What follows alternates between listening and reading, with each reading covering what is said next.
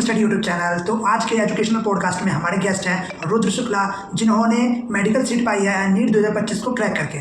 जिन्होंने एक वेटर का जॉब किया था जब वो प्रिपरेशन फेज में थे, बहुत सारे स्ट्रगल थे लाइफ में, तब भी उन्होंने हार नहीं मानी। और यहाँ तक कि उन्होंने 11th-12th में उन्होंने नीट की तैयारी नहीं की थी। उन्हें 11th के बीच में पता चला था कि हाँ एक नीट एग्ज़ाम होता है, लेकिन उन्होंने 12th के बाद यकीन बैच लिया, 4000 का PW का बैच लिया और वहाँ से नीट को क्रैक किया।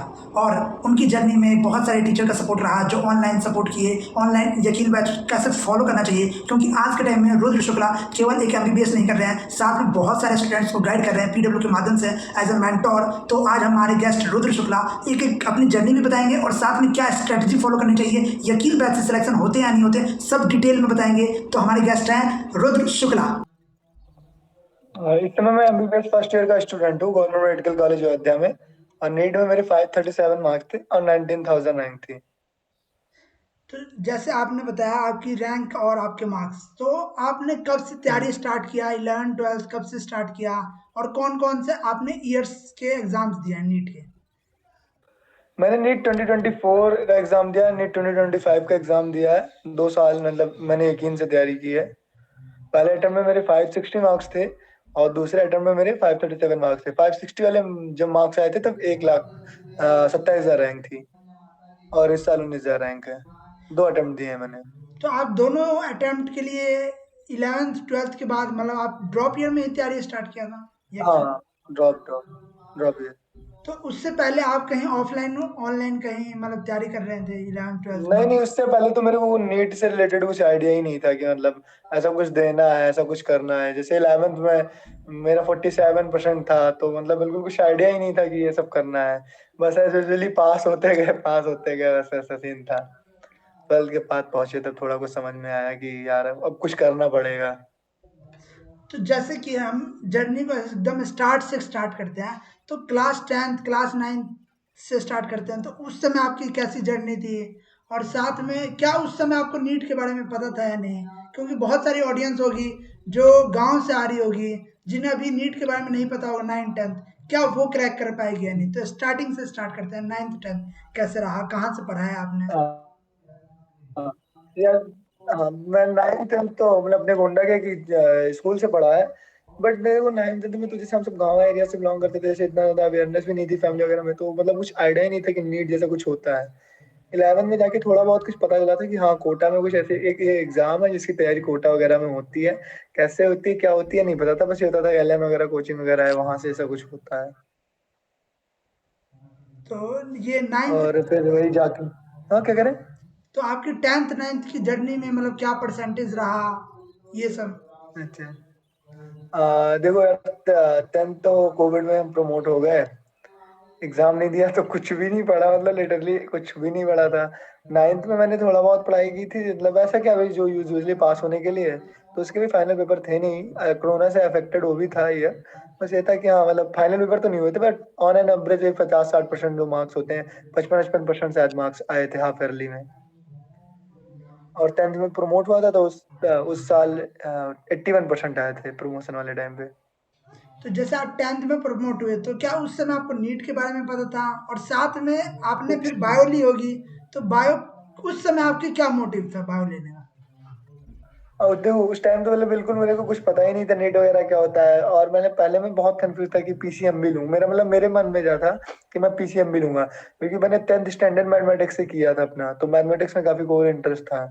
बट ये था कि मतलब थोड़ा बहुत वहाँ पे जब 11th तो मतलब ये था कि यार बायो भी पढ़ लें, क्योंकि घर वाले कह रहे थे बायो भी पढ़ लो, सब मोस्टली मैथ्स से। तो मैंने कहा अच्छा ठीक है। फिर जब मैं बायो तो ले लिया, फिर ये हो गया कि मैं PCM भी मैं 2 दिन बैठा तो सब ये कहने लगे यार PCM भी कैरी नहीं कर पाओगे। तो फिर मैंने कहा अच्छा ये भी है, तो फिर मैंने बायो के साथ ही परस्यू किया, क्योंकि घर वालों का मन था कि बायो के साथ पढ़वागे। तो मैंने बायो के साथ कर लिया, फिर करते करते चले गया। और तब तक थोड़ा बहुत आइडिया मैंने सुना था भाई कि नीट वगैरह जैसा एग्जाम होता है, कोटा वगैरह में तैयारी होती है, इतना आइडिया था बस। तो आपने जब 11th में आपने नीट लिया, मतलब ये PCM PCB लिया, तो आपको अंदाजा नहीं था कि आप नीट करोगे? आपको बस पता था कि हाँ कोटा में तैयारी होती है इसके रिगार्डिंग? हाँ, हाँ हाँ। तो अरे 11 तो मेरा ऐसा गया कि मतलब 11 मैंने कुछ पढ़ा ही नहीं बिल्कुल। लिटरली मेरा मुझे शायद एट द एंड ऑफ 11 मुझे जो 15 चैप्टर होते हैं 11 की फिजिक्स में उनके नेम तक नहीं पता थे सीक्वेंस से कि ऐसा कुछ हो, कितने चैप्टर्स हैं, कितना क्या है, मतलब बस पास हो गया किसी तरह से। 2-4 चैप्टर जो स्टार्टिंग इजी इजी थे उनको याद करके, और 47% पाया था ओवरऑल 11th में। 11 तो बहुत खराब हुई, मतलब कुछ भी नहीं पढ़ा लिटरली। 11th में आपने कुछ भी नहीं पढ़ा था, फिर क्या जर्नी रहा का वहाँ से? क्या आपको 12th के लिए मोटिवेट हुआ कि हाँ अब मुझे कुछ करना है, या फिर नीट के रिगार्डिंग कुछ? हाँ, मतलब 12th में भी कुछ अवेयरनेस नहीं आई, सेम एज यूजुअल 12th में लिया। बस 12th में ये था कि हाँ तब थोड़ा बोर्ड वाला सुना, तो बोर्ड वोर्ड के वगैरह से वजह से थोड़ा बहुत पढ़ना स्टार्ट किया 12th में, कि मतलब हाँ पास होना है तो थोड़ा बहुत तो पढ़ना पड़ेगा, बिना पढ़े तो पास नहीं हो सकते। तो थोड़ा बहुत वही बोर्ड के लिए पढ़ा, और ज्यादा नहीं, 79% मेरे आए थे बोर्ड में। तो 79% मार्क्स स्कोर पाया। उसी में मैं फिजिक्स में भी कम थे काफी, इंग्लिश में भी कम थे, थोड़ा बहुत केमिस्ट्री वगैरह में मार्क्स ठीक थे बस। आप यूपी बोर्ड से थे? नहीं नहीं, सीबीएसई बोर्ड से था मैं। अच्छा, आप सीबीएसई बोर्ड से थे। तो आपने 12th कर ली 79% के साथ, उसके बाद क्या मतलब क्या दिमाग में चल रहा था, और कब हाँ सोचा कि हाँ मुझे नीट करनी चाहिए? हाँ, वो थोड़ा मतलब टर्निंग पॉइंट था कि जब 12th हो गई तो रिजल्ट आया, तो सब सब बच्चों को बहुत अच्छा, सीबीएसई में रिजल्ट अच्छे आते हैं बेसिकली, मतलब 80-90% नॉर्मल बच्चों के भी आ जाते हैं। मेरे तो 79 थे, तो मतलब उस टाइम काफी खराब वराब लगा, ऐसा बोले डांटे वाटे भी घर में भी कि यार मतलब इतने दिन से पढ़ रहे हो क्या, मतलब क्या रिजल्ट है, कुछ पढ़ाई लिखाई नहीं की।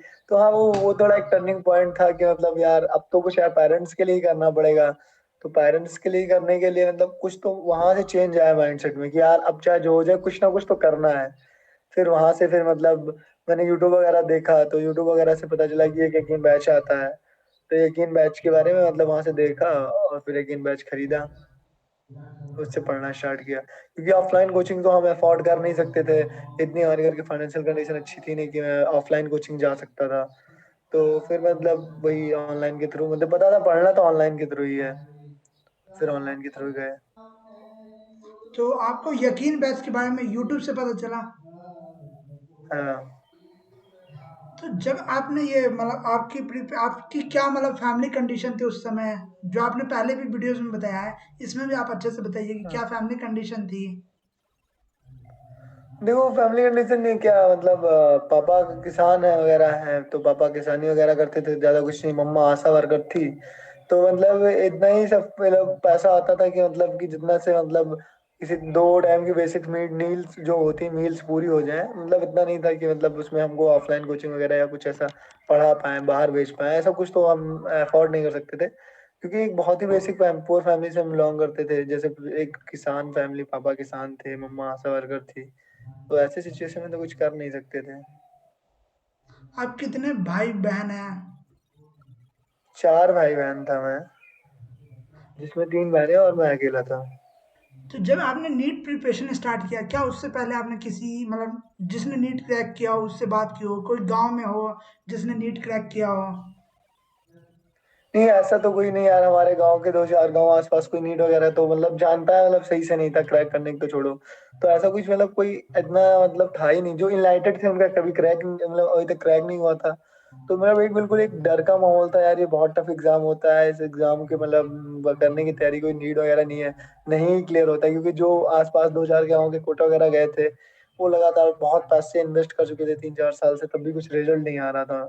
मतलब सब सिर्फ ड्रॉप ले रहे थे। तो मतलब घर वालों को कहीं ना कहीं डर था कि यार ये बहुत टफ एग्जाम है, बट ये था मम्मी पापा को भरोसा था कि हाँ बेटा तुम मेहनत करोगे तो एक दिन कर ले जाओगे।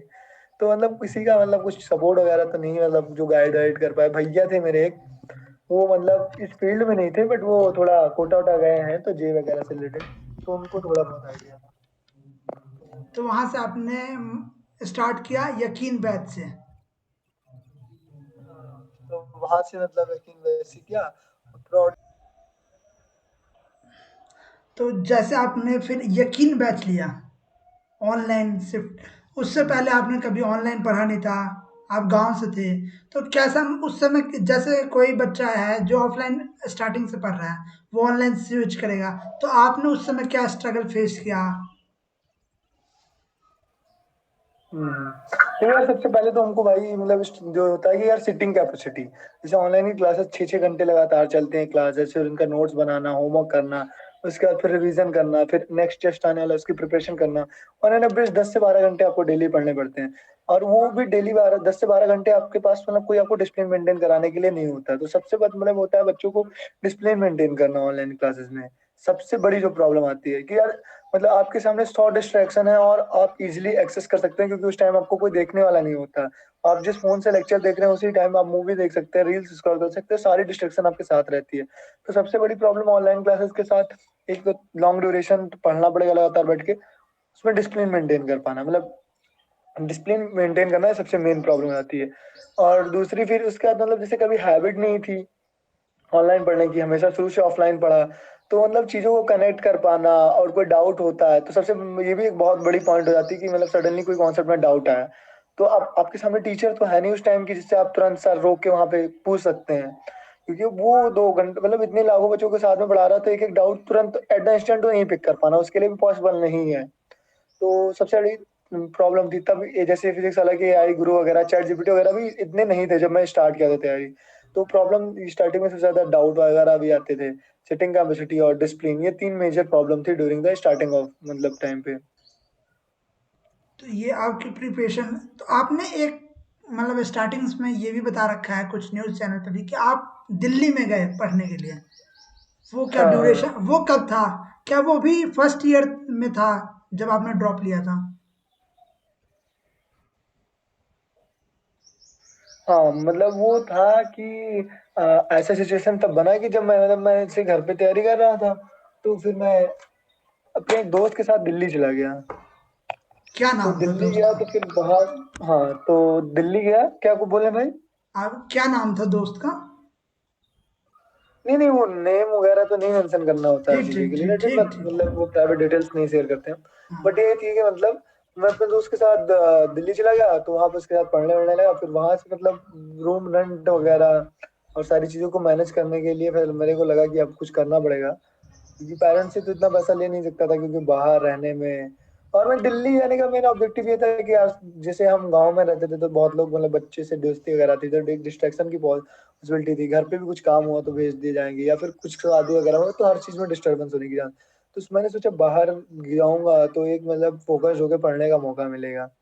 तो वहां पे जाने के बाद रेंट वगैरह, खाने का खर्चा, बुक्स नोटबुक, सारी चीजों को मैनेज करने के लिए मेरे को खुद जॉब करने का पड़ा। तो खुद जॉब करने के लिए फिर मैंने वेटर का काम किया। ये तो हुआ। आप ऑनलाइन वेटर का क्लास काम काफी दिन तक किया। आप ऑनलाइन क्लासेस के साथ ही हाँ जॉब भी कर रहे थे?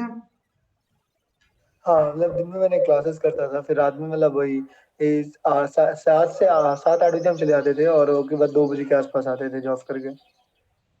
क्या जॉब करते थे उस समय, उस ड्यूरेशन में? और वेटर थे हम, कैटरिंग सर्विस में वेटर का काम करते थे। तो ये तो एक सीजनल वर्क हो गया आपके लिए वहाँ पे सरवाइव हाँ। करने के लिए। हम्म। तो उसके अलावा भी कुछ करते थे वहाँ पे जाके? हाँ वो थोड़ा बहुत लेबरिंग वगैरह किया है, मतलब जो घर वर्किंग साइड पे जब वो नहीं था तब। तो जब आप ये नीट की प्रिपरेशन कर रहे थे अभी, आपने सबसे पहले ऑनलाइन स्विच किया था, तो कितनी डिफिकल्टी हो रही थी कि दोनों को मैनेज करना है? क्या मोटिवेशन था उस समय?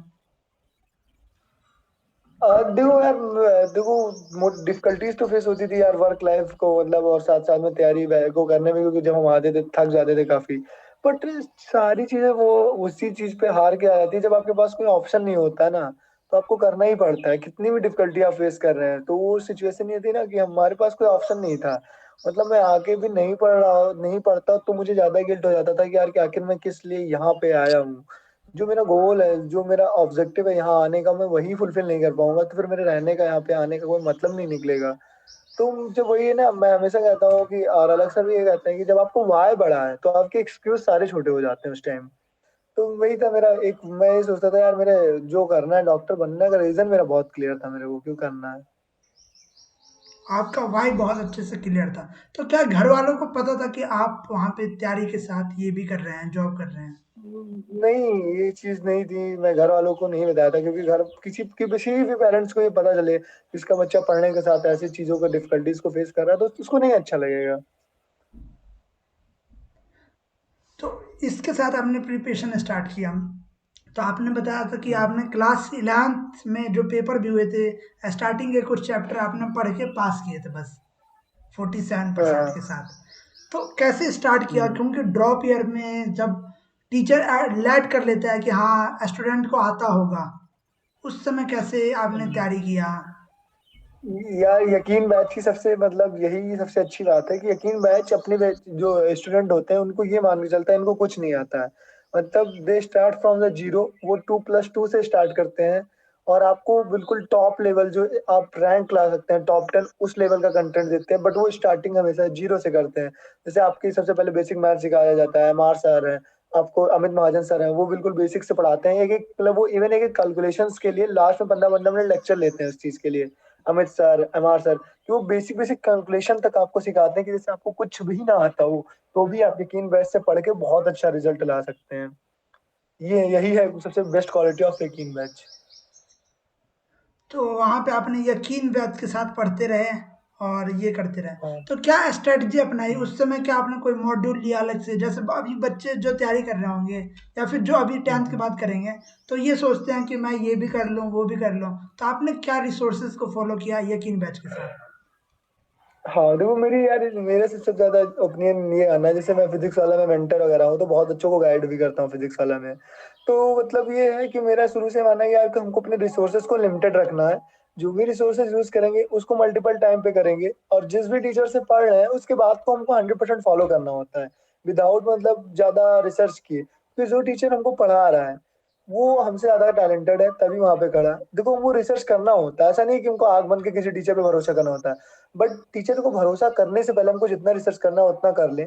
बट हम एक बार किसी टीचर से पढ़ना स्टार्ट कर दिए तो वो जितनी बात कह रहा है उतनी बात उसको हमको अच्छे से माननी चाहिए, उसको फॉलो करनी चाहिए, तभी कुछ होता है। तो फिर मेरे टीचर्स मतलब जो थे उन्होंने मुझे शुरू से बताया था कि मेरा टीचर मतलब अपने टीचर का नोट्स, डीपीपी और if you want then coaching coaching module, और ये भी कोचिंग मॉड्यूल भी मैंडेटरी नहीं है, बट नोट्स, डीपीपी और उसके बाद जो असाइनमेंट मैं दूंगा और प्लस पीवाईक्यू, जेईई मेंस और जेईई नीट के, इतना आपके लिए बहुत है।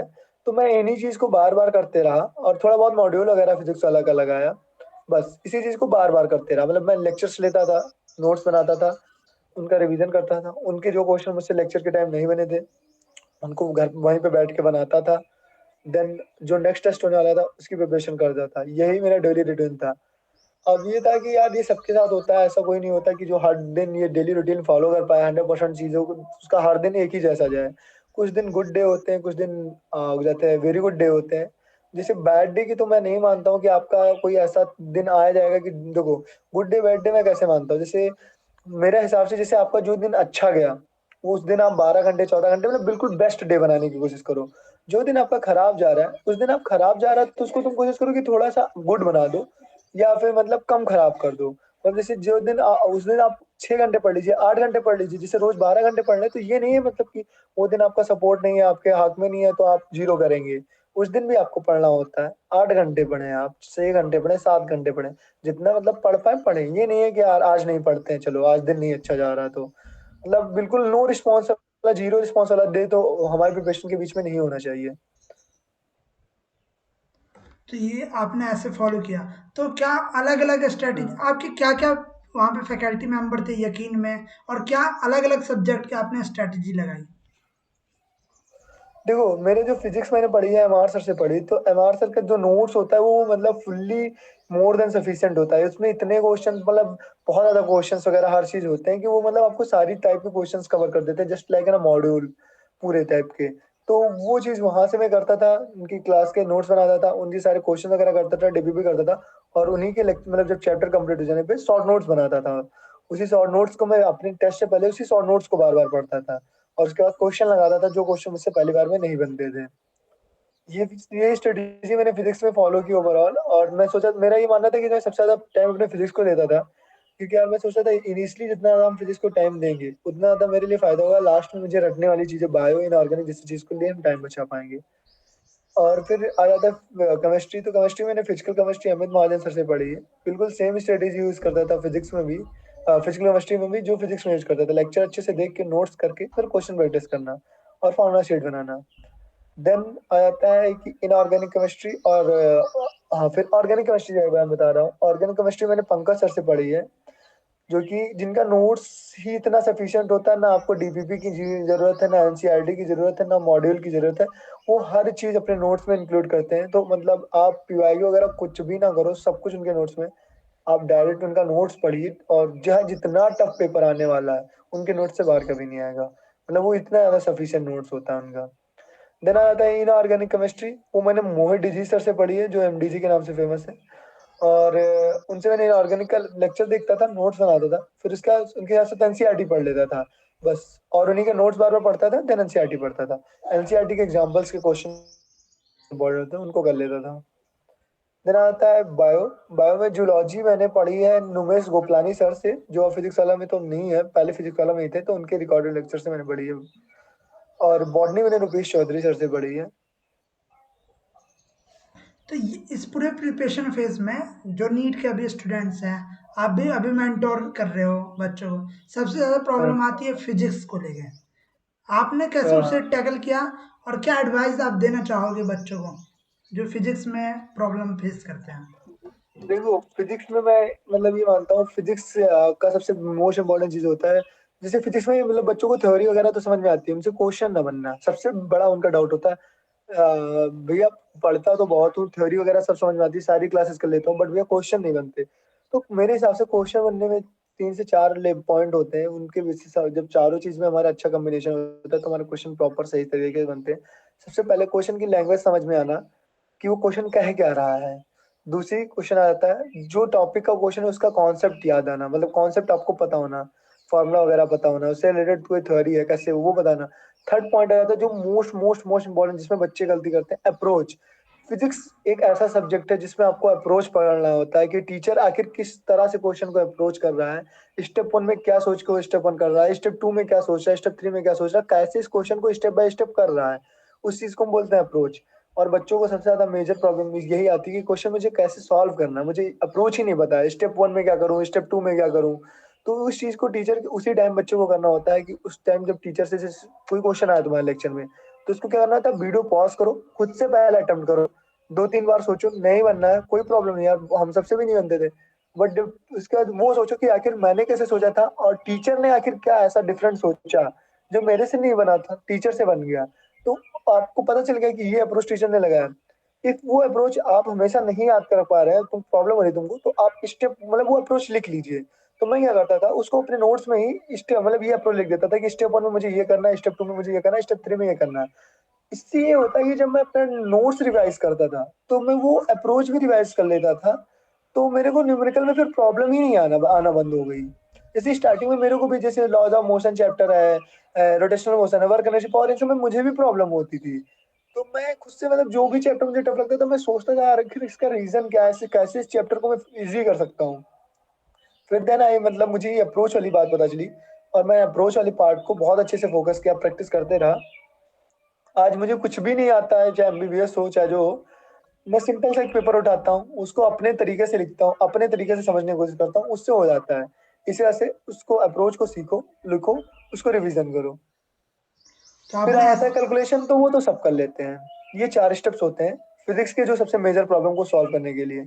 ये किसी ने फॉलो कर लिया तो हो जाएगा। और दूसरा, शॉर्ट नोट्स बनाते रहो आप हमेशा, क्योंकि शॉर्ट नोट्स से ही आप लास्ट में पूरे फिजिक्स के इतने बड़े बड़े नोट्स होते हैं, 4-4 5-5 नोट्स बन जाते हैं, उसको रिवीजन कर पाएंगे। तो आपने पूरी तैयारी फिजिक्स से लेके हर सब्जेक्ट आपने यकीन के बैच को फॉलो करके किया। तो जैसे जो हाँ हाँ बच्चे अभी बिल्कुल। ऑनलाइन फॉलो करते हैं बैचेस को, उन्हें एक डाउट रहता है क्या ये सफिशियंट है या नहीं है, क्योंकि बहुत सारे बच्चे जो उनके दोस्त होंगे वो कोटा में गए होंगे, कहीं गए होंगे, क्या उसका भी एक प्रेशर रहता है कि हाँ उन्हें मटेरियल ज़्यादा अच्छा मिल रहा होगा एज कम्पेयर टू हमारे ऑनलाइन मटेरियल से? हाँ, एज ए स्टूडेंट ये डाउट बहुत नॉर्मल है, तो उस डाउट को मैं आज क्लियर करने की कोशिश करूंगा। यार यकीन बस सफिशिएंट है ये, नहीं सफिशिएंट ये आपको रिजल्ट रिलेशन देख के पता चल जाता होगा फिजिक्स वाला का। हमको जवाब देने की जरूरत नहीं है, हमारा रिजल्ट जवाब देता है। जब हमारा रिजल्ट रिलेशन होता है, अभी हमारे इतने बच्चे आने के बावजूद भी हमारे कोचिंग्स की सबसे बड़े बच्चों की ये कंप्लेन रहती है कि सर मैं भी सिलेक्ट हुआ था, आप मुझे बुला नहीं पाए। मतलब इतने सिलेक्शंस आपके यकीन बैच से हो रहे हैं कि हम सारे बच्चों की इतनी बड़ी टीम होने के बाद भी फिजिक्स वाला को हम एक साथ सारे बच्चों को बुला नहीं पाते हैं। 3-3 4-4 इवेंट करते हैं तब भी कुछ बच्चे हमारे छूट जाते हैं जो नहीं आ पाते हैं। तो आपको खुद दिख रहा है कि आपका यकीन बैच कितना सफिशिएंट है, उससे रैंक भी आ रही है, इतने large of number of selection भी आ रहे हैं। तो यार अब आप किसी के बहकावे में मत आइए कि ऑनलाइन का कंटेंट सफिशिएंट नहीं है। जितनी हमारी बेस्ट फैकल्टीज हैं पूरे ऑल इंडिया की वो आपको मिल रही हैं, उसकी फैकल्टीज की कोई कंपेरेबल नहीं है। वो बेस्ट पढ़ाते हैं और बहुत अच्छा पढ़ाते हैं, कोई डाउट ही नहीं कर सकते। जैसे अभी तक था कि जब रिजल्ट नहीं था, एग्जाम्पल्स नहीं थे आपके सामने, तो पेरेंट्स भी डाउट करते, स्टूडेंट डाउट करते, जेन्युइन था, कोई बिग। अगर अब आप तो रिजल्ट देख रहे हैं कि कितना भयंकर रिजल्ट आ रहा है, तो वो ही आपको दिखा रहा है सफिशिएंट की। सफिशिएंट से बहुत ज्यादा सफिशिएंट है, मोर देन इतना किसी कहीं भी किसी बैच में भी इतने सीक्वेंस से इतने अच्छे से किसी चीज को नहीं पढ़ाई जाती है। तो आपने यकीन को फॉलो किया, आपने बताया यकीन एक बिल्कुल सफिशिएंट है, आपको रैंक लाना है, हाँ, आपको जीरो से स्टार्ट करना हम्म, है, टीचर जीरो से पढ़ाते हैं। हाँ, तो वैसे ही ऑर्गेनिक का क्या हाँ, माहौल था कि ऑर्गेनिक केमिस्ट्री कैसे करते थे? क्योंकि बहुत सारे बच्चे जब 11 और 12 वीक होती है तो ऑर्गेनिक में बहुत दिक्कत होती है एज कम्पेयर टू इनऑर्गेनिक हाँ, फिजिकल। हाँ, मैंने भी ये काफी नोटिस किया during the mentorship sessions, problems जो आती है हमारे पास उसमें काफी मैंने बच्चों को देखा है। They are facing a problem in organic chemistry. Organic chemistry का सबसे बेस्ट सॉल्यूशन होता है जो कि जिस टीचर से मैंने पढ़ा था, पंकज सर है। उनके सारे टीचर बहुत अच्छे हैं, जैसे हमने पंकज सर। यार देखो, मेरा मानना है कि ऑर्गेनिक केमिस्ट्री का मैं अपना अप्रोच बता देता हूँ। टीचर तो वो बहुत बेस्ट है, जैसे मैंने उनको फॉलो किया। जैसे ऑर्गेनिक केमिस्ट्री का दो पार्ट होता है, एक होता है some basic principles of organic chemistry और एक होता है रिएक्शन पार्ट। इसमें करना क्या होता है यार, देखो जो रिएक्शन वाला पार्ट है उसको आप बच्चे मतलब मैं क्या करता हूँ, जैसे आज अब एनटीए का जो या जेईई से चाहे नीट दोनों का पैटर्न ही बन गया। वो मल्टीपल स्टेप में रिएक्शंस पूछना स्टार्ट कर दिए हैं। तो मल्टीपल स्टेप रिएक्शंस के लिए मतलब करना क्या होता है, देखो आपको रिएक्शंस में कनेक्टिविटी बनानी होती है खुद से। कैसे? जैसे आप आज आपने अल्केन पढ़ा हाइड्रोकार्बन से, तो उसमें 10 रिएक्शंस आपने पढ़ी। तो 10 रिएक्शन आज तो आपने पढ़ा, फिर 10 कल तुमने अल्कीन पढ़ा, उसमें मान लो 10 रिएक्शन पढ़ा। तो 10 अल्कीन का तो तुमको रिवीजन करना ही करना है। बट उसी के साथ साथ तुमको 10 अल्केन वाला भी रिएक्शन रिवीजन करना है।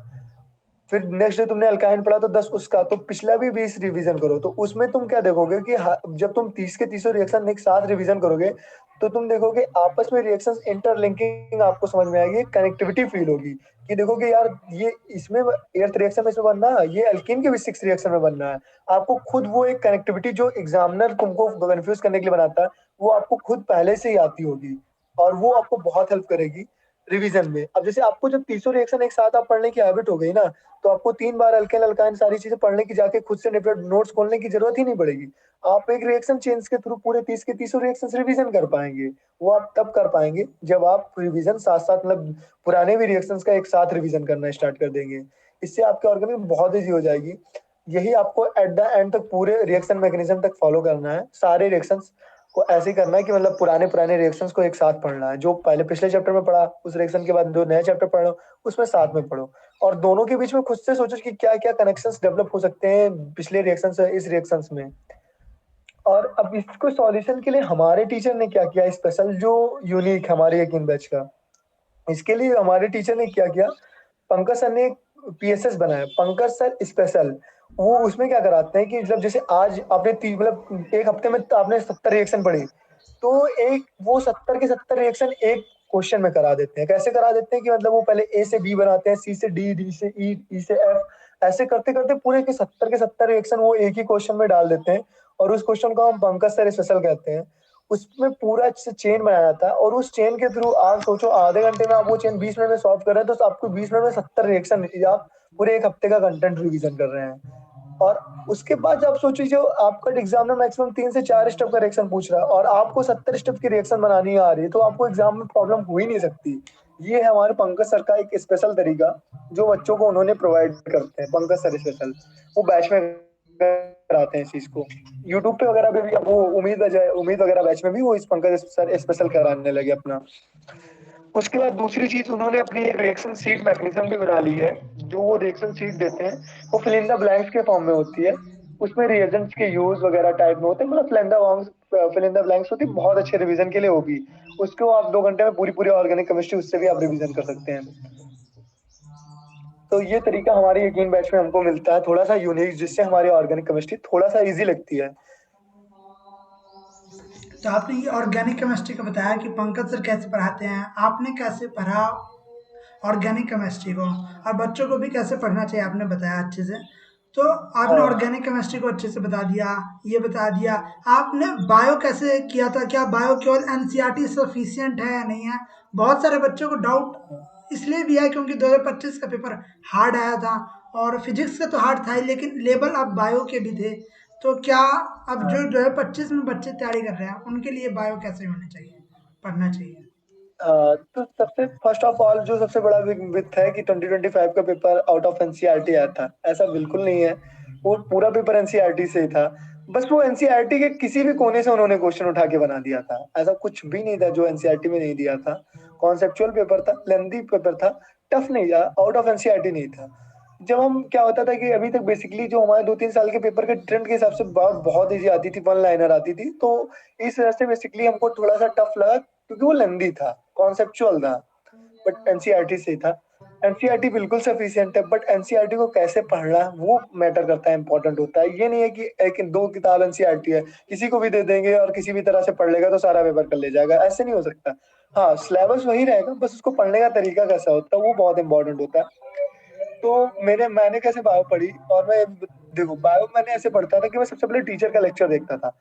आज भी 90% बच्चे क्या कहते हैं कि यार टीचर का लेक्चर देखने की क्या ही जरूरत जब एनसीईआरटी की लाइन आनी है। यार तभी तो 25 जैसे पेपर में बच्चे फॉल करते हैं, जब आपको एनसीईआरटी की लाइन आ रही है, बस उस लाइन को समझने का और उसका एप्लीकेशन से क्वेश्चन जब बनेगा, जैसे फिग ऑफ पास्ट का एक क्वेश्चन बन गया। अब उसमें आपको लाइन से क्वेश्चन उन्होंने नहीं बनाया, कॉन्सेप्ट बना दिया। तो आपको कॉन्सेप्ट, उसका एप्लीकेशन तो कॉन्सेप्ट का तो आपका टीचर ही सिखाएगा ना। अब उसके एप्लीकेशन पे क्वेश्चन आ गया, अब आप चिल्लाए कर रहे हैं कि ये आउट ऑफ एनसीईआरटी, तो बेकार है ना भाई। उसने कॉन्सेप्ट यूज किया, उसका एप्लीकेशन डाल दिया। तो इस चीज के लिए कॉन्सेप्ट को समझने के लिए आपको टीचर की नीड जरूरी है। तो मेरे हिसाब से यार जो भी बिगिनर आ रहा है उसको ऐसा नहीं सोचना चाहिए कि यार मेरा टाइम वेस्ट हो रहा है लेक्चर देख के। लेक्चर देख के टाइम वेस्ट नहीं होता। आप उस टीचर उस सब्जेक्ट को टाइम देते हैं, वो सब्जेक्ट आपको एग्जाम में रिस्पेक्ट देगा। आपको पढ़ना चाहिए किसी भी स्टैंडर्ड टीचर से। बार बार नहीं पढ़ो, एटलीस्ट एक बार जरूर पढ़ो पूरे सिलेबस को लेक्चर से। मैं लेक्चर उसके बाद मैं यही फॉलो करता था, मैं लेक्चर देखता था, नोट्स बनाता था अच्छे से। और मतलब ये था कि मेरा ये भी मानना है कि एनसीईआरटी आप तब तक ना पढ़े जब तक आप डिटेल नोट्स 3 से 4 बार नहीं पढ़ के, मतलब देखो पढ़ें, बट उसी को सिर्फ बार बार मत पढ़ें। नोट्स भी पढ़ते हैं, नोट्स को आपको डिटेल में 3-4 बार पढ़ना जरूरी है, क्योंकि वो आपको कॉन्सेप्ट बनाएगा आपका बायो में। जब आपको कॉन्सेप्ट आएगा तो आपका पेपर कहीं से भी आ रहा है, कितना भी टफ आ रहा है, वो आपको मतलब एक ज्यादा मतलब डाउन नहीं कर पाएगा, कितना भी लेवल आप होगा, क्योंकि आपको कॉन्सेप्ट आ रहा होगा। नोट्स फिर मैं नोट्स बार बार पढ़ता था। हाँ, अब जब मेरा टेस्ट आता था तो टेस्ट से पहले मैं एनसीईआरटी पढ़ लेता था कि एनसीईआरटी की बहुत ज्यादा इंपॉर्टेंस है उसकी लैंग्वेज को समझने के लिए, कि जब आपके पेपर में डायरेक्ट लैंग्वेज आएगी तो आप जब एनसीईआरटी पढ़े रखेंगे तभी अच्छे से क्रैक कर पाएंगे और कम टाइम में क्रैक कर पाएंगे उस लाइन को। तो मैं टेस्ट से पहले बार बार एनसीईआरटी पढ़ता था, उस चैप्टर की जितने भी चैप्टर्स आ रहे होते थे उससे पहले बार बार नोट्स पढ़ता था 2-3 बार। जब आपके नोट्स 2-3 बार रिवीजन हो जाए, देन आपको नोट्स बार बार पढ़ने की जरूरत नहीं है। देन आप प्योरली एनसीईआरटी पे शिफ्ट कर सकते हैं। तब आप एनसीईआरटी बार बार पढ़ें। अब आता है कि मतलब एनसीईआरटी कैसे पढ़ना होता है, ये भी बहुत इंपॉर्टेंट होता है। तो मेरे अकॉर्डिंग आप एनसीईआरटी पढ़ लें, खुद से पढ़ लें, समझ में आ रहा है तो बहुत अच्छी बात है, नहीं आ रहा तो यूट्यूब वगैरह पे NCERT line by line series से भी पढ़ सकते हो, उसमें कोई प्रॉब्लम नहीं है। मेरे को भी स्टार्टिंग में नहीं आती थी समझ, तो मैंने यूट्यूब का हेल्प लिया था। जब आपका एक लेवल अप हो जाए, आप समझने लगे, तो फिर आप अच्छे से एनसीईआरटी ही पढ़ें, खुद से पढ़ो, कोई दिक्कत नहीं। बट जब आप एनसीईआरटी पढ़ते टाइम आप पीवाईक्यू को जरूर मतलब सॉल्व करके रखें, कि पीवाईक्यू से आपको ये पता होना चाहिए कि एनसीईआरटी में किस लाइन से कितने कब क्वेश्चन बन रहे हैं, क्योंकि जिस लाइन के क्वेश्चन बनते हैं कि मोस्ट प्रोबेबली उसी पैराग्राफ उसी की नेक्स्ट लाइन के आसपास से क्वेश्चन नेक्स्ट ईयर बनने होते हैं। तो आप क्वेश्चन को मतलब पीवाईक्यू को पढ़ें और एनसीईआरटी में मार्क करें, मार्क करते हुए चले जाएं। और कुछ भी इंपॉर्टेंट आप ड्यूरिंग द पढ़ रहे हैं, टेस्ट के समय सीख रहे हैं, कुछ भी सीख रहे हैं, तो जो आपको बार बार फाइनल टाइम में आपने ये सोच के रखा है कि मैं एनसीईआरटी पढ़ूंगा, तो साइड में जो इसके स्पेसेस वगैरह होते हैं उसको पूरी यूज करें, उसमें अच्छे से सारी चीज पॉइंट्स लिख लें अपने एनसीईआरटी के में जो नहीं है उन पॉइंट्स को, या कोई इंपॉर्टेंट कॉन्सेप्ट है उसको लिख लें वहाँ पे, कि जब आप रिवीजन करते टाइम जब आप एनसीईआरटी की लाइन रिवीजन करें तो उन भी कॉन्सेप्ट्स को भी रिवीजन कर पाएं। ये कर सकते हैं, स्टिकी नोट्स के थ्रू कर सकते हैं, बगल के स्पेस के थ्रू कर सकते हैं, एक्सटर्नल पेज चिपका कर सकते हैं, वो पॉइंट सारे लिख लें। तो during the revision of time उसको भी रिवीजन कर लें बुक के साथ साथ। और उसके बाद फिर क्वेश्चन प्रैक्टिस भी करते रहे, पीवाईक्यू तो बहुत जरूरी है। और ज्यादा से और कोशिश करो कि स्टेटमेंट बेस्ड क्वेश्चन और असर्शन रीजन टाइप क्वेश्चन पढ़ते रहें बायो में। तो आपने स्टार्टिंग में बताया था कि आपने अमित महाजन सर से फिजिकल केमिस्ट्री पढ़ी, तो क्या डिफरेंट अमित महाजन सर स्ट्रेटजी अपनाते हैं? साथ में आपने बोला कि वो कैलकुलेशन पार्ट के लिए अलग से टाइम देते हैं बच्चों को, तो क्या स्ट्रेटजी हाँ रहती है और कैसे बच्चों को मतलब उनके अकॉर्डिंग पढ़ना चाहिए, आपने क्या फॉलो किया था? हाँ, तो आज मैं बता रहा हूँ कि अमित महाजन सर के पास क्या मतलब स्पेशल है जिसकी वजह से बच्चों को उनके साथ देखो। अमित महाजन सर का क्या है, सिंपल से सबसे पहले वो बहुत बेसिक से पढ़ाते हैं। मतलब वो ये मानते हैं कि जो बच्चा हमारे क्लास में आ रहा है उसको 2+2 का भी मतलब नहीं पता हो तो भी वो नीट की तैयारी कर सकता है। वो उनका ये मानना है कि मैं किसी टॉपर्स के लिए सिर्फ बैच नहीं चला रहा हूँ, मैं बेसिक से पढ़ाऊंगा। और मैं ये भी नहीं कि सिर्फ मैं एवरेज बैच के लिए एवरेज बैच के मतलब बच्चों को सिर्फ सिखाऊंगा, मैं टॉपर्स असाइनमेंट भी दूंगा। मुझे टॉपर्स भी प्रोड्यूस करने हैं। तो आपको जीरो से हीरो बनाने का सफर पूरा अमित महाजन सर खुद निभाने की कोशिश करते हैं। यूनिक क्या रहता है उनकी, तो सबसे ज्यादा एक जो होती है MIT जो होती है, वो क्या करते हैं कि जितने भी इंपॉर्टेंट टॉपिक्स होते हैं वो एक बॉक्स में लेके आते हैं, मोस्ट इंपॉर्टेंट टॉपिक्स, जिसको MIT बोलते हैं। तो MIT के थ्रू आप उसको बॉक्स में खुद भी लिखने की हैबिट हो जाए तो वो जब आपके नोट्स में बहुत मोटी नोट्स रहेगी, बट आपको लास्ट टाइम रिवीजन करना हो तो MIT के पॉइंट्स रिवीजन कर लें। और इस बात की गारंटी होती है कि जो भी क्वेश्चन आएगा उस NIT के अंदर के कॉन्सेप्ट से ही आएगा। 100% क्वेश्चन की गारंटी है कि वो जो भी क्वेश्चन आना होगा वो MIT के अंदर से ही आएगा सर को। क्योंकि आपको भी पता है कि सर मतलब एक ऐसे टीचर है कि मतलब उनकी जितनी टीचर्स की एज होती है उससे ज्यादा उनकी एक्सपीरियंस है। वो बहुत बड़े बड़े कोचिंग्स वगैरह में फैकल्टी मतलब HOD रह सकते हैं। 26 year of the teaching experience है उनको केमिस्ट्री पढ़ाने का। तो पूरा का पूरा पेपर उनके 100% MIT से ही आता है। वो बॉक्स में होती है, स्पेशल चीज होती है। उसके बाद वो एक स्पेशल चीज वो बताते हैं, थिंक विदाउट इंक कराते हैं। थिंक विदाउट इंक बच्चों जो भी नहीं नया सुने उनके लिए होगा कि यार ऐसा क्या होता है। ये होता है कि आप बिना पेन उठाए मोस्ट आधा से ज्यादा क्वेश्चन अपने पेपर के सॉल्व कर सकते हैं। विद इन द सेकंड आपने क्वेश्चन को सोचा और कर लिया। इसको मतलब थिंक विदाउट इंक। डिटेल में इसको सीखने के लिए आपको अमित महाजन सर के पास ही जाना पड़ेगा, क्योंकि अभी मैं भी उनका स्टूडेंट हूँ तो बहुत अच्छे से सिखा तो नहीं पाऊंगा, खुद सीखा था उनसे। उसमें क्या होता था, हम पेन नहीं उठाते, हम क्वेश्चन को माइंड में सॉल्व करने को सीखते हैं कि कैसे क्वेश्चन को देखा, ऑप्शंस को देखा और कैसे हम इसका कैलकुलेशन माइंड में करना सीख जाए। इसको हम थिंक विदाउट इंक कहते हैं, ये चीज। और थर्ड पार्ट मैंने बताया कि वो कैलकुलेशन वाला पार्ट जो होता है, हाँ, जब वो लेक्चर्स कंप्लीट हो जाती है तो खुद मतलब एक कैलकुलेशन पार्ट स्टार्ट करते हैं जिसमें वो होता है उनके कैलकुलेशन सिखाते हैं। और कैसे कैलकुलेशन को फास्ट अप किया जाता है ये भी सिखाते हैं उसमें वो। ये 3-4 चीजें उनकी स्पेशल रहती है। और आपने इनऑर्गेनिक पढ़ा था आपके मोहित सर से, और आपने ये इंस्टा पे भी हाँ बताया हुआ है आपने इनऑर्गेनिक मोहित सर से पढ़ा था। क्या डिफरेंट लगा मोहित सर की स्ट्रेटजी? हाँ, मोहित सर यार इतना मतलब कितना भी उनकी तारीफ करें वो इनऑर्गेनिक के लिए वो कम है, बहुत अच्छे टीचर हैं। उसमें यूनिक उनका क्या रहता है, जैसे सर सबसे पहले तो कॉन्सेप्ट सिखाते हैं, बहुत अच्छे से वो कॉन्सेप्ट क्लियर करने की कोशिश करते हैं। उसके बाद वो छोटे छोटे MDजे देते हैं, जिन MDजे का यूज करके आप मतलब जो टफ से टफ क्वेश्चन होता है बहुत इजी तरीके से बता सकते हैं। वो MDजे मतलब इतने इंपॉर्टेंट होते हैं, जो सबसे मोस्ट इंपॉर्टेंट टॉपिक्स होते हैं, मतलब जो मोस्ट इंपॉर्टेंट चीजों के लिए वो इतनी इजी तरीके बता देते हैं MDजे के तरीके से, जिसको हम एक जुगाड़ कह सकते हैं कि मतलब कितनी भी एक्सेप्शन हो या कुछ भी हो, बट उनके मतलब MDजे के सामने सारे कॉन्सेप्ट फेल हो जाते हैं। तो उनका सबसे इम्पोर्टेंट हो जाता है कॉन्सेप्ट पढ़ाने का तरीका, और दूसरा MDजे। और उनके नोट्स की क्वालिटी तो ऐसी है कि मतलब क्या ही बताएं, कि मतलब कुछ भी पूछा जाए तो उनके नोट्स से बाहर कभी आ ही नहीं सकता, इतना अच्छा नोट्स होता है उनका। तो इनऑर्गेनिक जब आप पढ़ते थे तो जैसे बहुत सारे क्वेश्चन एक्सेप्शन ही आते हैं, तो हाँ उस समय वो कैसे टैकल करते थे? हाँ, मतलब देखो, मैं क्या करता था, जो चीजें मुझे टफ लगती थी मैं करता था ये भाई, कि जो चीजें मुझे टफ लगती थी उसका मैं शॉर्ट नोट्स बना लिया था, वन पेज शॉर्ट नोट्स। जो चीजें से एक्सेप्शन वगैरह थे उसको मैं बार बार, जिस चीजों को मैं भूल जाता था उस चीजों को मैं क्या करता था, बार बार रिवीजन करता था उन्हीं 1 पेज नोट्स के थ्रू। बार बार उनको बार बार पढ़ता था, लिख लिख के पढ़ता था उन सारे एक्सेप्शंस को। तो उससे मुझे याद हो जाती थी वो सारे एक्सेप्शंस। ऐसा तरीका मैं यूज करता था, जो चीजें भी मुझे टफ लगती थी किसी भी सब्जेक्ट की हो, उसको मैं बार बार लिखता था और याद कर लेता था। तो इसके बाद आपने पूरी प्रिपरेशन किया, तो उस समय फिर रिवीजन का क्या स्ट्रेटजी, जब आप नीट 2024 देने जा रहे थे? हाँ देखो, रिवीजन की स्ट्रेटेजी मैं मेरी ये हुई थी कि मतलब मेरा ये मानना है, जैसे मैं टेस्ट प्लानर का करता था, रिवीजन और टेस्ट साइमल्टेनियसली देने की कोशिश करता था। मतलब एक स्टैंडर्ड टेस्ट प्लानर बनाता था जिसमें मतलब जैसे 10 से 12 टेस्ट में मेरा पूरा सिलेबस बटा हो। तो मैं क्या करता था, टेस्ट 1 का सिलेबस रिवीजन करता था अच्छे से, उसके बाद टेस्ट 1 देता था, टेस्ट 2 का सिलेबस रिवीजन करता था, टेस्ट 2 देता था, टेस्ट 3 का सिलेबस रिवीजन करता था, टेस्ट 3 देता था, ऐसे ही करता था। तो उसके बाद जब आपने नीट 2024 दिया, one of the easiest paper था उस समय, जिससे कट ऑफ भी बहुत ज़्यादा बढ़ गई थी, और आपकी रैंक भी उस समय 1 लाख प्लस आई।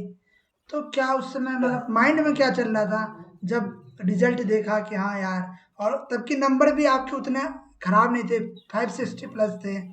तो उस समय मतलब क्या दिमाग में चला, और फिर सेकंड ड्रॉप का कैसे प्लान बना? यार मेरे मार्क्स 560 आए थे, तो मतलब ये था, मतलब थोड़ा खराब लगा था कि यार मैंने थ्रू आउट द ईयर बहुत अच्छे से मेहनत किया, एक एकदम लेक्चर देखा, एक एक टेस्ट दिया, तो मतलब खराब तो लगा था। मेरा पहला अटेम्प्ट था, मैंने काफी पैनिक वगैरह कर गया एग्जाम में, तो जिसकी वजह से मार्क्स वगैरह काफी डिक्रीज हो गए। इससे बेटर कर सकता था, क्योंकि मार्क्स वगैरह भी टेस्ट में अच्छे आते थे, तो कहीं ना कहीं एक होप था कि मोस्ट प्रोबेबली सिलेक्ट हो जाऊं पहले अटेम्प्ट में ही। बट नहीं हुआ, रिजल्ट आया तो मतलब काफी पहले स्टार्टिंग में तो बहुत बुरा वगैरह लगा कि यार इतनी मेहनत किया कुछ नहीं हुआ। तो मैंने सोचा इस फील्ड को छोड़ देता हूँ, क्योंकि मेरा मतलब कभी इतना वो नहीं था कि नहीं यार यही करना है, इतना टाइम देके चाहे जितना। तो फिर मैंने सोचा ड्रॉप ले लेता हूँ। फिर मेरी एज उस समय 18 भी पूरी नहीं थी, तो मैं किसी और चीज के लिए भी नहीं जा सकता था, मतलब उसमें भी 1 साल कम था। तो मेरा मतलब ये हो गया कि यार मैं और किसी चीज में भी जाना चाहूँ तो उसमें 18 एज चाहिए, कोई एग्जाम देना चाहूँ या कुछ भी चाहूँ तो हर जगह 18 एज चाहिए आपकी। तो 1 साल उसके लिए भी वेट करना पड़ेगा। तो फिर मैंने 2-3 महीने तो ऐसे कुछ नहीं पढ़ा वढ़ा, ऐसे घूमा वगैरह, ऐसे सोचा वगैरह फिर कैरियर से रिलेटेड। फिर मैंने सोचा यार कि जब 1 साल वेट ही करना है तो इसी के लिए प्रिपेयर कर लेते हैं। तो फिर मैंने फिर से नीट के लिए ऐसे ड्रॉप लिया। घर वाले कह ही रहते थे कि बार बार ड्रॉप ले लो, बार ड्रॉप ले लो, कर लो, इतना करीब आ गए हो, पहले टर्म में इतना अच्छा रिजल्ट है, तो अब पीछे हटने का क्या जरूरत है। तो फिर मैंने ड्रॉप लिया, वहां से तैयारी स्टार्ट किया फिर से। फिर यही जब अपने दोस्त था, मेरा दोस्त था आर्यन शुक्ला, उससे मैंने यकीन बैच लिया। और यकीन बैच लिया, उसकी उसी यकीन उसने यकीन बैच लिया था, तो उसी से मैंने, वो लैपटॉप से पढ़ता था तो मैंने फोन में अपने लॉग इन कर लिया, उसी से पढ़ना, रिवीजन चालू कर दिया, नोट्स पढ़ता था, उन्हीं चैप्टर के रिवीजन करता था जो मेरे वीक होते थे। तो मैंने वीक चैप्टर्स की लिस्ट बना ली थी, उन्हीं वीक चैप्टर्स का रिवीजन करता था नोट से, और बार बार फिर खूब ज्यादा क्वेश्चन प्रैक्टिस करता था। थ्रू आउट द ईयर यही किया, अपने वीक टॉपिक्स पे खूब ज्यादा काम किया, और खूब सारे टेस्ट दिए। जितने टेस्ट मैंने टेलीग्राम से ले पाए, वो चाहे किसी भी कोचिंग के हो, एलन वगैरह, आकाश वगैरह, सारे कोचिंग के मैंने टेस्ट दिए, और थ्रू आउट द ईयर यही करता रहा और प्रिपेयर करता रहा। फिर फाइनली जो सिलेक्ट हो गया 2025 में। तो 2025 में जब एक पेपर बहुत आया कि पेपर बहुत लेंदी था, बहुत टफ था, उस समय आप पेपर के टाइम क्या स्ट्रेटजी थी, और क्या माइंड में चल रहा था जब आप पेपर अटेम्प्ट कर रहे थे? देखो, मेरी पेपर अटेम्प्टिंग स्ट्रेटेजी ये होती है कि मतलब मैं पेपर्स को राउंड मेथड में करता हूँ, जिसका सबसे बड़ा मुझे इस दिन एग्जाम में एडवांटेज मिला। जिससे अब आप कहेंगे राउंड मेथड स्ट्रेटेजी होती क्या? राउंड मेथड स्ट्रेटेजी होती है ये, जिसमें हम पेपर को राउंड 1, राउंड 2, राउंड 3 में करते हैं। तो इसमें करते क्या है कि जैसे हमने राउंड 1 में मैंने स्टार्ट किया क्वेश्चन पेपर, तो उसमें मैं मतलब वही क्वेश्चंस को अटेम्प्ट करूंगा जो बिल्कुल इजी होंगे, मुझे एकदम क्लियरली आ रहे होंगे, ना कोई कंफ्यूजन वाला क्वेश्चन, ना बिल्कुल टफ क्वेश्चन है, मल्टी स्टेटमेंट बेस्ड क्वेश्चन जिसमें टाइम जाए। उन्हीं क्वेश्चन को जिसको मैंने देखा तुरंत आंसर आ रहा है, टिक के आगे बढ़ गया। ऐसे मैं जूलॉजी का राउंड 1 करूंगा, जूलॉजी और जैसे फिर बॉटनी का राउंड 1 करूंगा, फिर केमिस्ट्री का राउंड 1 करूंगा, फिर फिजिक्स का। फिर जब राउंड 2 करूंगा तो थोड़ा थोड़ा टाइम दूंगा पर क्वेश्चन को कि सोचने का, इससे कर लूंगा उससे कर लूंगा, इससे थोड़ा थोड़ा सोचते हुए। फिर राउंड 3, इससे क्या हो जाता है कि इसका फायदा क्या होता है, इससे आपको ये नहीं पता चलता है कि मतलब जैसे ये डिसएडवांटेज नहीं होता। जैसे मान लो पेपर में क्या होता है कि कोई इजी सेक्शन है, कोई टफ सेक्शन है। अब मान लो आप ये सोचते हो कि पहले मैं पूरा बायो कर लूंगा, फिर पूरा, फिर केमिस्ट्री, फिर फिजिक्स। अब मान लो बायो टफ आ गई, मोस्ट ऑफ द टाइम आपने बायो में दे दिया, और आपकी फिजिक्स और केमिस्ट्री आसान आए बैठी है। उस तक जब आप तक पहुंचेंगे तब तक आपका टाइम प्रॉपर नहीं बचेगा। फिर आप जो इजी सेक्शन था जहाँ पे आप बहुत अच्छा स्कोर कर सकते थे, वहां पे भी अच्छा स्कोर नहीं कर पाएंगे, और बायो तो टफ आई थी तो यहाँ पे भी अच्छा स्कोर नहीं कर पाएंगे। तो वहां पे कर देते हैं पेपर पूरा गड़बड़ इंसान। और ये 2025 का पेपर बिल्कुल इसी टाइप का था कि इसमें मतलब बायो लंदी थी, केमिस्ट्री लंदी थी, फिजिक्स लंदी थी। तो इसमें मतलब हम किसी भी एक सेक्शन को पार्टिकुलरली ज्यादा से ज्यादा टारगेट करने की कोशिश करते कि नहीं ये पूरा सेक्शन मुझे सॉल्व करके जाना है, तब तो हमारा पूरा बेकार हो जाता पेपर ना। क्योंकि मतलब पेपर काफी लेंथी था, तो हम एक भी चीज पे टाइम देते थे, दूसरा चीज पे हमको टाइम ही नहीं बचता था। तो इस पेपर में पूरा गेम यही था कि जितना आपको आ रहा है उतना कम से कम टाइम में करते जाएं, और अपने टाइम को बहुत अच्छे से यूज करें, क्योंकि बहुत लेंथी पेपर था ओवरऑल तीनों सब्जेक्ट मिला के। तो मैंने भी यही स्टेट अपन राउंड मेथड स्ट्रेटजी यूज किया। वहां पे मेरे माइंड में जब मैंने जूलॉजी किया, तो हाँ थोड़ा सा लगा कि हाँ जूलॉजी थोड़ी लेंदी आई है। फिर मैंने बॉटनी किया तो थोड़ा लगा कि हाँ नॉर्मल हुई है बॉटनी में। मेरा सबसे इम्पोर्टेंट जो मेन सब्जेक्ट होता था जहाँ पे मैं स्पीड गेन करता था, केमिस्ट्री। तो उस दिन क्या था, मतलब मेरा केमिस्ट्री बहुत तेज थी, तो मैं सोचता था यार केमिस्ट्री में बैलेंस कर लूंगा जो टाइम बायो में गया। उस दिन मैं केमिस्ट्री में भी टाइम बैलेंस नहीं कर पाया। वहां से मैं थोड़ा प्रेशराइज फील किया यार कि यार केमिस्ट्री एक ऐसा सब्जेक्ट था जहाँ पे मैं बहुत तेज करता था, आज यहाँ पे भी टाइम नहीं बच रहा है। तो वहां से थोड़ा डर लगने लगा। फिर मैंने कहा यार देखो डर लग गया तो फिर तो देखो गेम तो हार चुके हैं ऑलरेडी यहाँ पे। बट अभी यार जो बचा टाइम उतने में अपना बेस्ट देते हैं, डर लगना और जो भी होगा देख लेंगे एग्जाम के बाद। जितना टाइम है उतने में बीच तक हार तो नहीं मानूंगा। अभी तो दूंगा, लड़ूंगा आखिरी तक। तो मैंने वो जितना टाइम था उतने बीच में मतलब फिजिक्स के जितने क्वेश्चन जल्दी से जल्दी पढ़ पाए, जितना अटेम्प्ट कर पाया उतना किया। फिर केमिस्ट्री का राउंड 2 किया, फिर बॉटनी का राउंड 2 किया, जूलॉजी का राउंड 2 किया, फिर इसे थर्ड राउंड किया। जितने से जितना मतलब मैंने क्वेश्चन पढ़ता था, जो क्वेश्चन नहीं आता था तुरंत स्किप कर देता था। नेक्स्ट क्वेश्चन पे नेक्स्ट क्वेश्चन पे, कि मतलब जितना एटलीस्ट कोई ये क्वेश्चन ना हो कि कोई सिंगल इजी क्वेश्चन मेरे से स्किप कर पाए। जितना मेरे को आ रहा है उतना तो मैं अच्छे से कर पाऊँ। ये मेथड पूरा मेरा था ड्यूरिंग द एग्जाम। तो एग्ज़ाम देने के बाद क्या माहौल था जब आंसर की आया, और फिर रिजल्ट तक का क्या सफ़र था? अरे रिजल्ट तो क्या देखो, मोस्ट प्रोबेबली स्टार्टिंग में तो ये लग रहा था यार सिलेक्शन तो गया इस बार तो होने से रहा सिलेक्शन।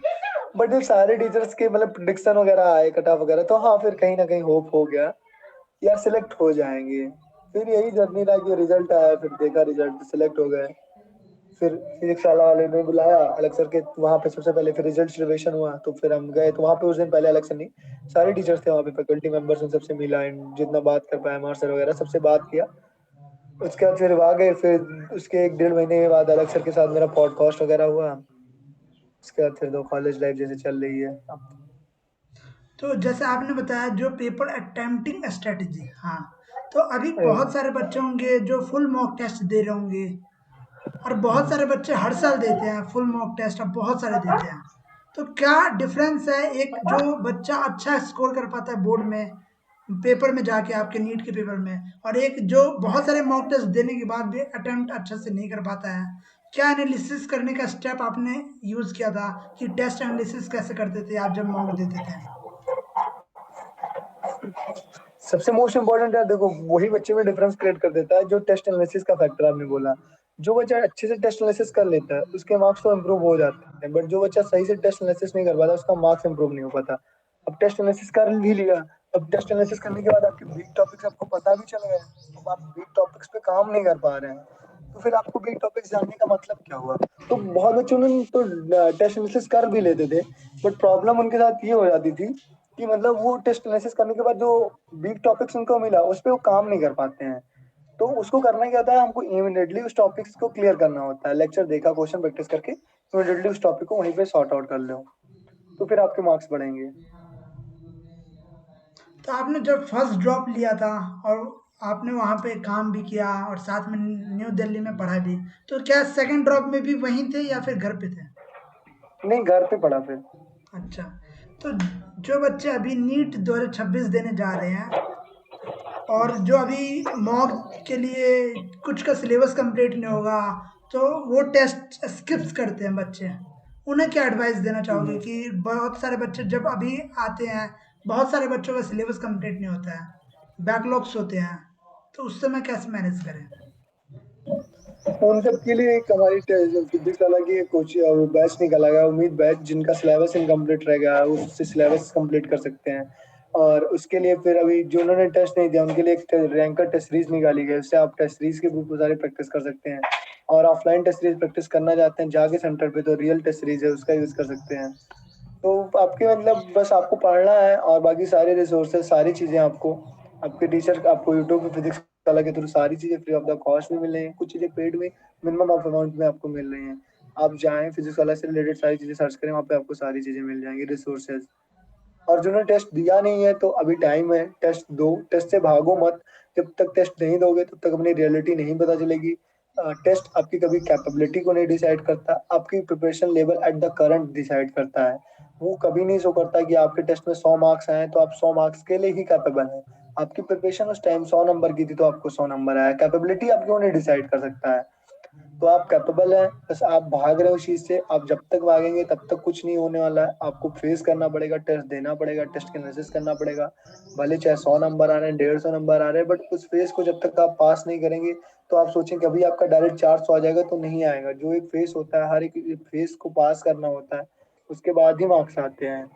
तो उस फेज से भागे मत, फॉलो करें उस चीज को।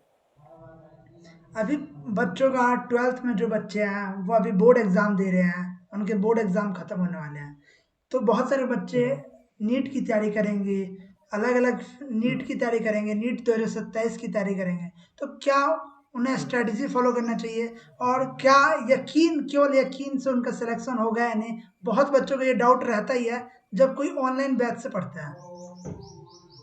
देखो, मैं ये नहीं कहता हूँ कि सिर्फ यकीन लेने से सिलेक्शन होता है, बट यकीन आपने लिया जो उसकी मतलब, और जैसे मैंने बताया उस तरह से उसको फॉलो करोगे तो मोस्ट प्रोबेबली सिलेक्शन हो ही जाएगा।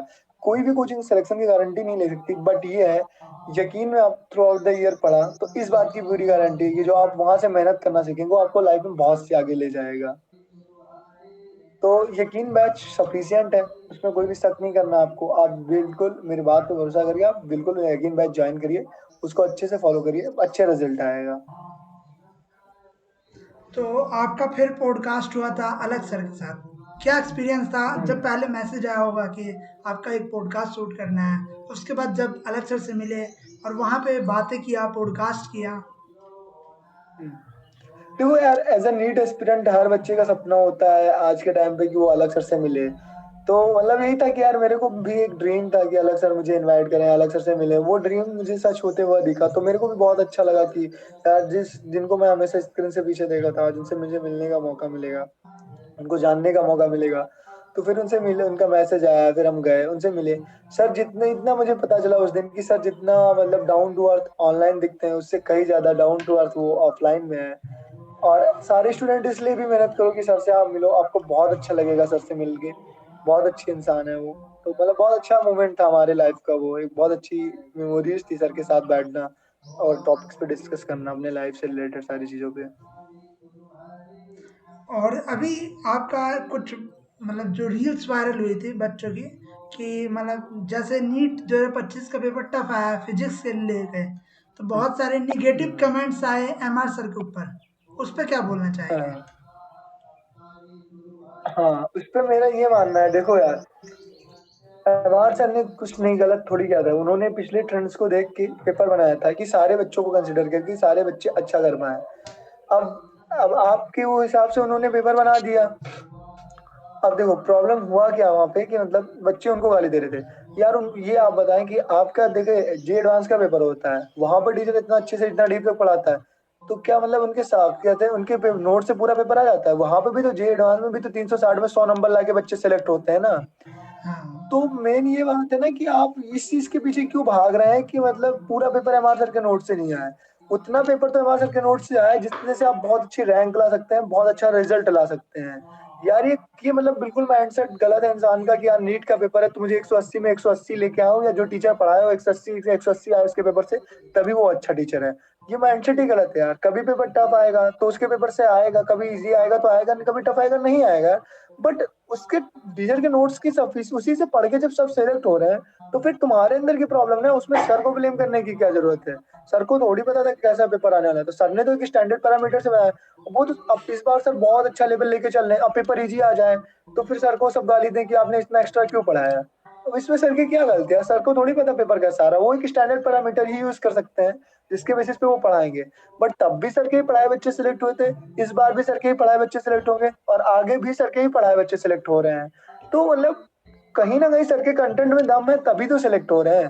तो जो खुद की प्रॉब्लम है वो उसको एक्सेप्ट करो, टीचर को ब्लेम करने से, टीचर को गाली देने से कुछ नहीं होने वाला है।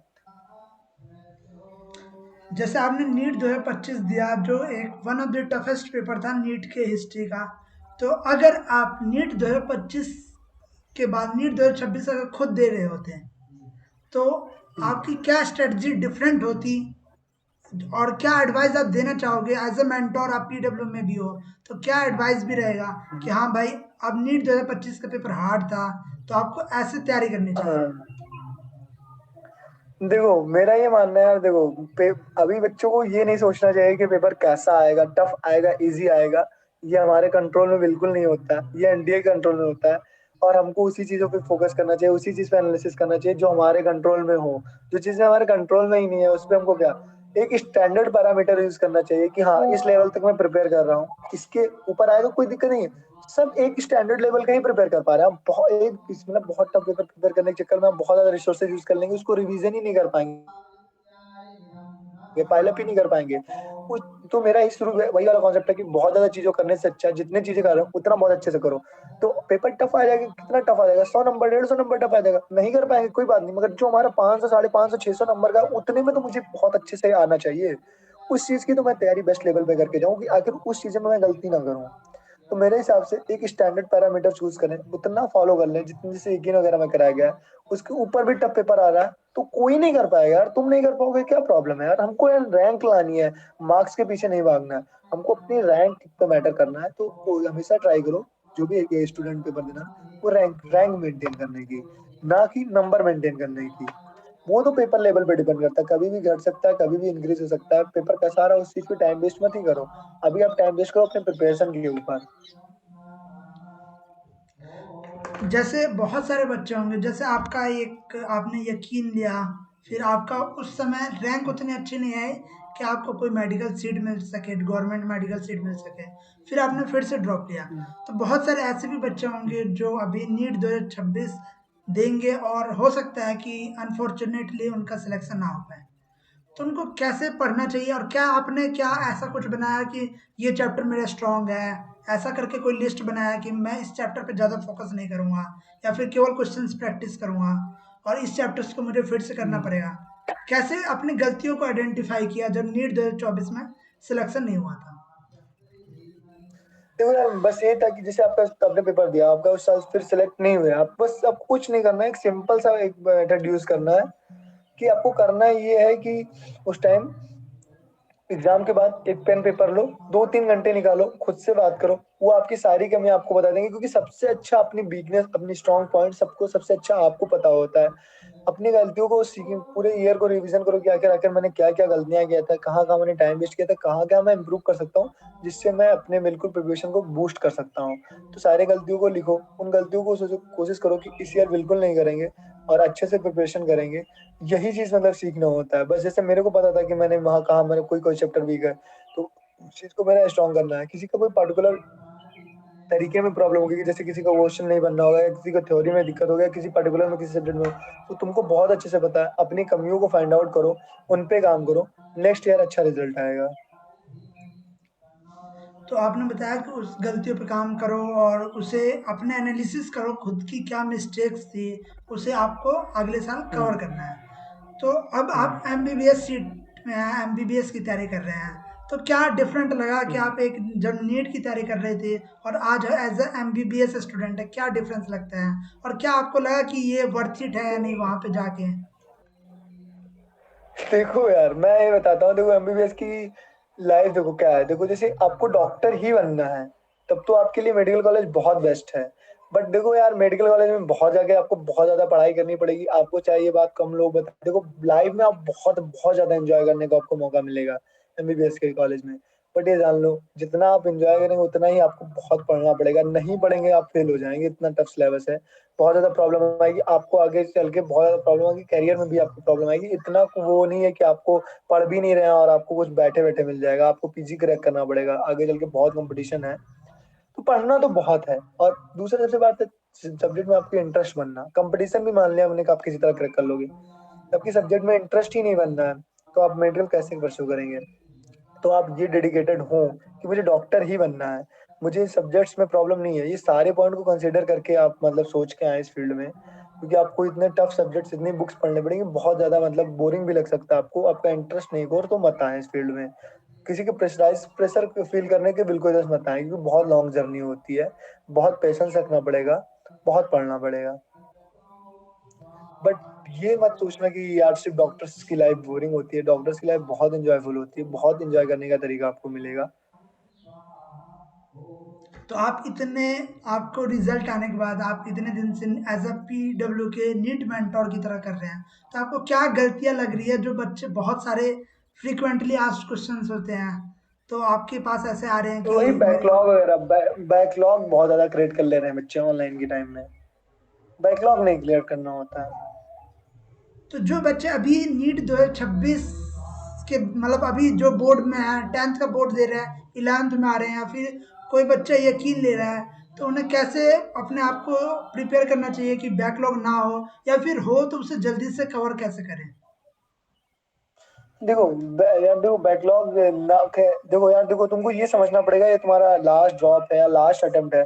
तुमको हर चीज बहुत अच्छे से पढ़ना होता है। इस वजह से जब भी आपका कोई चीज करने का मन करे, प्रोक्रेस्टिनेट करने का मन करे, तो उस टाइम आप सोच लो कि आपका ये लास्ट ड्रॉप है। आप एक लेक्चर आज कुछ चीज को प्रैक्टिकली सोचो कि आज 2 घंटे का आप लेक्चर देख लेंगे, कल भी आपका 4 घंटे का लेक्चर, आज आप 4 घंटे का लेक्चर छोड़ दिया तो आप कल 8 घंटे कैसे बैठ के पढ़ पाएंगे? वो प्रैक्टिकली पॉसिबल ही नहीं है। तो रीजन सोचो कि यार जो आप करने जा रहे हो वो आपका कभी कवर अप नहीं होने वाला है। कितना भी आप सोचो कि आपका बैकलॉग हो गया तो वो कवर हो जाएगा, 2 दिन की बैकलॉग कवर करने में महीने बीत जाते हैं। तो आप ऐसे ट्राई करना बिल्कुल मत करना, बैकलॉग्स कवर नहीं होते हैं इसलिए सिर्फ बैकलॉग से पढ़ते हैं लगातार। तो बैकलॉग आने की कोशिश मत कर देना, लास्ट अटेम्प्ट लास्ट ड्रॉप मान के करना। और दूसरी बात से ये, हाँ आपकी तबीयत वगैरह खराब हो रही है, प्रॉब्लम हो रही है, सबके यहाँ होती है, कुछ नहीं आपका हो जा रहा है। आप रिकॉर्डेड लेक्चर कोशिश करें उसके 1 ही 2 दिन बाद जैसे सब चीज़ें नॉर्मल हो उसको देख लें, अच्छे से कर लें। आपने बैकलॉग तो एज अ पीडब्ल्यू मेंटोर आप क्या एडवाइस देना चाहेंगे जो बच्चे आगे नीट की तैयारी करने वाले हैं, और इस पूरे पॉडकास्ट का क्या कंक्लूजन रहेगा आपकी तरफ से, रुद्र शुक्ला? यार देखो मेरे हिसाब से तो मैंने तैयारी का पूरी स्ट्रेटेजीज जैसे पॉडकास्ट में बता दी है। इस चीज पॉडकास्ट को देख के आप बहुत अच्छे से सारी चीज़ों को समझ सकते हैं, कैसे आपको नीट की प्रिपरेशन की स्टार्टिंग करनी है, कैसे एंड अप करने, each and every point cover करने की कोशिश किया गया हम दोनों ने। तो आप इसको देखें अच्छे से, आपको इसमें बहुत कुछ सीखने को मिलेगा।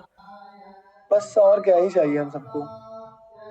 तो जो बच्चे इस पूरे पॉडकास्ट को देखे हैं उसमें आपने देखा होगा कि हमने एक एक सब्जेक्ट से लेके क्या स्ट्रेटजी रुद्र ने अपनाया, और क्या जब 1% आपका सिलेक्शन नहीं हो पाता है तो क्या आपकी स्ट्रेटजी होनी चाहिए, कैसे आपको प्रिपेयर करना चाहिए, टेस्ट एनालिसिस कैसे करना चाहिए।